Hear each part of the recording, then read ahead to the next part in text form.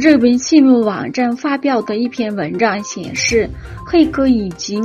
获取了上海警方关于失业中国公民的信息，这些文件包含有关中国人口的真实信息。该信息与中国政府公布的人口数据存在较大的差异，中国可能夸大了人口数量。根据披露的信息，2017年以来，少数民族人口急剧减少，儿童的出生率下降。这一数据与中国2020年人口普查报告存在显著差异，证明中国夸大了少数民族人口。在美国共产主义受害者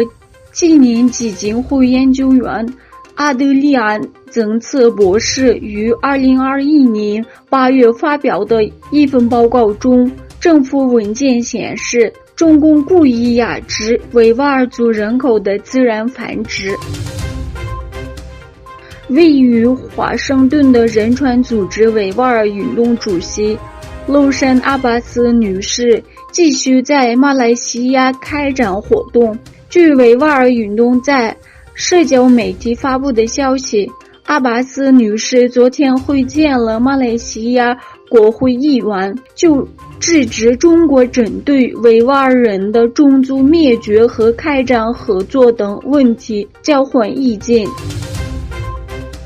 所罗门群岛外交部长马尼列昨天访问新西兰时表示，先前反对美国太平洋伙伴关系宣言的初稿，是因为一些间接提到中国的内容令人感到不安。又说，所罗门不会在美国与中国之间选边站。